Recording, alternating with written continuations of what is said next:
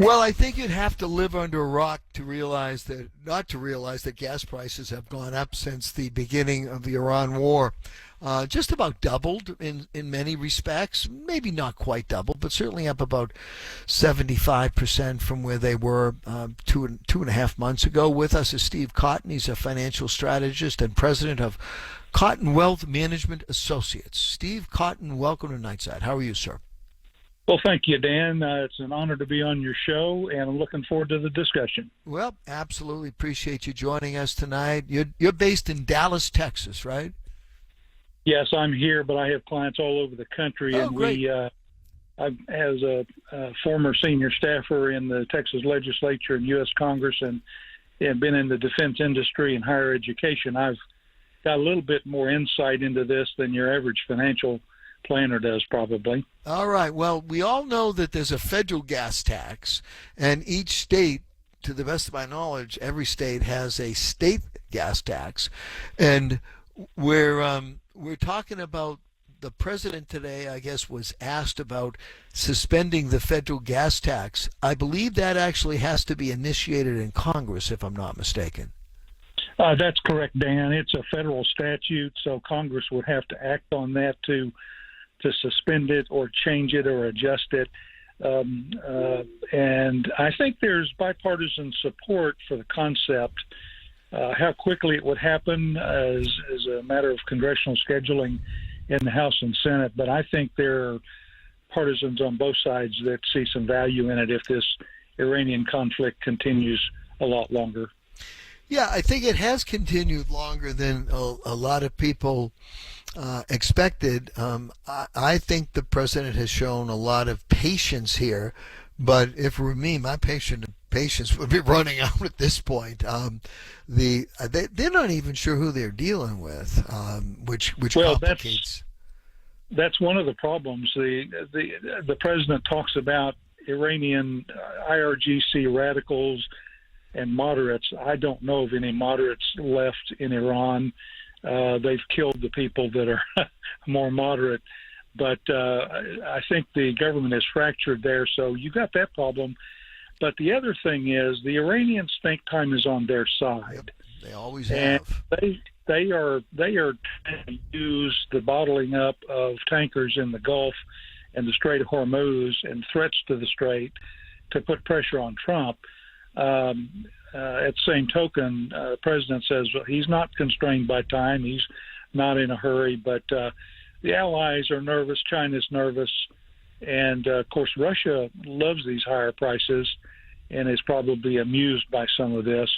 But I don't think the Iranians have time on their side, because I think there's a whole other element of this in terms of covert operation activity. And I have no insider information, but if I were the IRGC, I'd be looking over my shoulder every day worrying about the Iranian people uprising. Yeah, but without a cache of weapons, that's going to be a problem. Let's come back to the federal gas tax. The federal gas tax is 18.4 cents. So that means if you were buying, let's say, 10 gallons of gas at $4 a gallon, and I think the average prices for regular gasoline, not diesel, regular gasoline is pretty close to $4 now. Maybe it's a little more, but just to round it up a little bit here. So you'd pay $40 for 10 gallons of gas, which means you'd save $1.80 or $1.84 on those 10 gallons of gas. Doesn't seem like that's a lot of money. And I'm not someone who's anxious to pay taxes at any level, but it seems to me that a lot of people might think, "Oh, this is going to really cut the price," but it's not, because the 18.4 cents is a standard rate, whatever the price of gasoline is, whether it's $2 or $2.50 or $4 or $4.50. Do you think that people will be breathing a huge sigh of relief here, Steve, from a financial point of view? I think it sort of depends on who you talk to. I think for truckers, people that are in their cars or trucks constantly as maybe part of their job, their livelihood, it would be meaningful. But one of the other problems, Dan, is frankly when gas stations have to buy from suppliers, they buy in advance. And so the gas that's going to be at your station next week has already been purchased at these higher prices. Sure. Yep. So even with a gas tax relief, and it's 24.4 cents per gallon on diesel. So even if Congress were to pass an emergency bit of legislation suspending the federal gas tax, it'd take a while for it to trickle down to people at the pumps. And by then, this thing might be resolved. You never know. Yeah, you would hope. I mean, the president, I think initially when he said, "Okay, I'm going to hold off now," there comes a point in time where the Vance visit to Islamabad resulted in nothing, and I think they're talking past one another, and I think they're doing that, meaning the Iranians, do that intentionally. I'm not sure they're not running a risk with a different sort of precedent that we have now, and put aside Democrat, Republican. I think that this president is just from a different type of background. We've never had a president like this, and Iran might find themselves, back with the bombs flying and the planes dropping big weapons on them, and maybe that's what's going to have to be done to bring this thing to a close. I think the Iranians don't understand this president. The Iranian Revolutionary Guard Corps, or Islamic Revolutionary Guard Corps, technically, are not people that are widely traveled. And the clerics that used to run Iran were not widely traveled.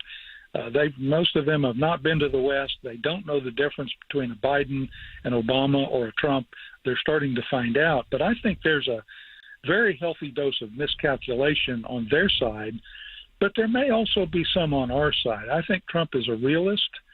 I don't think he's naive at all. But I'm not convinced that the IRGC people that are really controlling the government can be bullied by military action. They've already lost all their military assets. Their perspective is if they can survive this, they've won. Right. And that's part of the problem.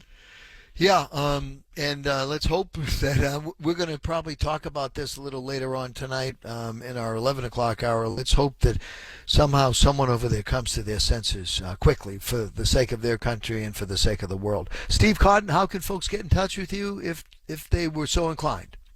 Well, I have a website, www.cotton, COTTON, cottonwma.com, and I've got clients all over the country. We're a financial planning and management firm. We're very family stewardship oriented. We love helping people, and that's why we do this business. All right, cottonwma.com. Appreciate the time, Steve, very much. And Thank you, Dan. Thanks much.